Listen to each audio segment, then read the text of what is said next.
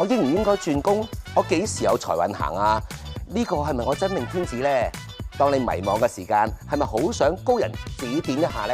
機會嚟啦，朋友！透過我哋 MyTV Super 收睇 TVB Plus 82台嘅直播零接觸，喺 chat room 裏面留低你哋想問嘅問題。如果被抽中嘅話咧，我哋就會直接交俾奇門遁甲師傅張心芬或者塔羅占卜師羅永嫻為你解答嘅。仲有我哋嘅堪輿學家浩雲師傅，每個禮拜俾大家一個開運貼士。只要逢星期六登入 MyTV Super 直播零接觸嘅師傅點算呢個專區，就可以睇到師傅每個禮拜為大家指點迷津同埋算你條命嘅片段㗎啦！有咩奇難雜症、頭暈身興啊？一邊睇節目一邊留言，想開運就係打2隻字咁簡單。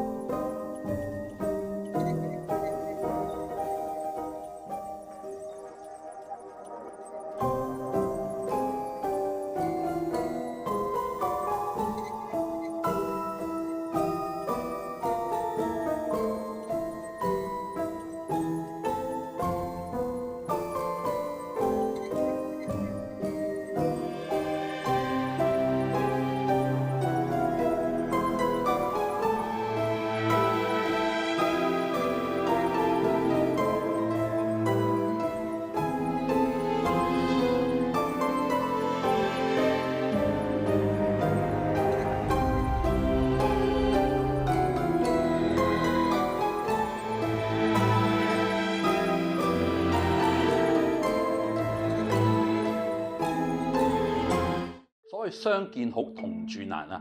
你係我阿媽或者我老婆都咁話啦。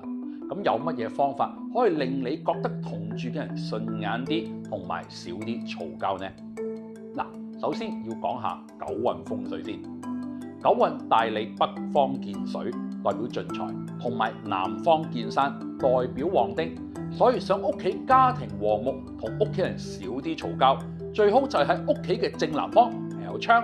而窗外面能夠見到山，咁就係 very good 啦。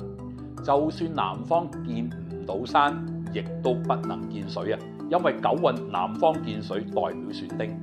損丁嘅應驗之處有幾個嘅，包括健康受損啦，屋企嘅人越住越少，或者住喺呢間屋嘅人成日嘈交，最嚴重嘅話咧係有死亡嘅危險添㗎。咁點先叫做南方見水呢？包括屋企嘅南方有窗，窗外面見到海啦、河啦，或者泳池。另外就係屋企裏面嘅正南方係廁所或者金魚缸，以上呢啲都算係南方見水㗎。如果你咁有錢，屋企嘅南方一打開個窗就見到個大海，或者一打開窗樓下就係泳池嘅話呢，咁你嘅化解方法就有2個，一就係搬屋，二就向遮擋法啦，長期落窗簾遮住佢。如果係金魚缸，呢個係最簡單啦，搬走佢咧，其實就可以噶啦。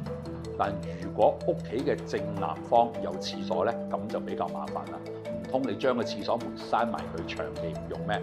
所以唯一可以做嘅嘢就係放一幅山嘅畫，或者放陶瓷製嘅物品擺喺廁所裏面，以土克水嘅力量，盡量克制南方見水對你全家人所帶嚟嘅影響啦。第二個情況想講下嘅就係背向無情局啊！先講下點樣會形成背向無情先，就係大廳嘅梳化背向大門口，或者床頭背向睡房門啊！只要係咁樣嘅擺法咧，都屬於背向無情嘅。咁有乜嘢影響呢？就會係講嘢嘅時候太直接，唔婉轉啲，對你講説話或者做嘢啊，諗都唔諗對方感受，或者一啲包容心都冇，做嘢只係諗自己等等。如果梳化喺大廳形成背向無情局嘅話，就會係全家人啊對對方都會做出頭先所講嘅事。如果係自己嘅床頭做到背向無情局呢，就係自己對家人做咗以上嗰啲背向無情嘅事啊。咁嘅解決辦法呢，其實好簡單嘅啫，就會將床頭或者梳化移開就可以噶啦。第三個問題就係夾角窗啊。夾角窗原來容易導致不和噶，即係話夫妻睡房有夾角窗嘅話咧，就會夫妻之間不和，意見不合啊。如果大廳夾角窗嘅話咧，就會屋企人裏面成日都不和。你唔中意聽我講嘢，我又睇你唔順眼咁樣啊！解決方法就係其中一個窗長期唔好開，只開一邊嘅窗。唔好開一邊嘅窗嘅話，最好係用窗簾或者用磨砂玻璃紙遮住佢，其實都可以㗎。咁就可以解決呢一個問題㗎啦。另一個問題就係兩個睡房門對門沖，同埋兩個睡房床頭對沖啊。兩個睡房門對門沖比較容易理解，即係話兩個門係對住嚟沖㗎。咁乜嘢叫做兩個睡房床頭對沖呢？即係話如果你父母間房張床喺南方，你睡房個床頭喺北方，咁就會形成我哋叫水火相沖嘅格局。同樣道理啊，如果父母嘅床頭喺東邊，你嗰間房嘅床頭喺西邊，咁就會形成金木相克嘅情況出現啦。以上呢幾個情況都會影響屋企人嘅諗法，同埋意見上經常性南轅北轍，而溝通思維同價值觀互相都唔認同對方，咁又點會睇對方順眼啦？嗱，門對門中嘅解決方法就可以喺兩間房中間擺張圓形嘅地氈，以圓形之力化解呢個煞氣啊！而兩間房床頭相沖嘅化解方法，其中一個方法就係將其中一間房嘅床頭或者枕頭移位，就唔好搞到佢一南一北、一東一西，咁樣就可以大大減低大家發生口角衝突嘅問題㗎啦。另一個問題就係開放式廚房或者爐頭正對廚房門啊，咁會容易導致火氣直接衝入大廳，引起屋企人容易嘈交嘅。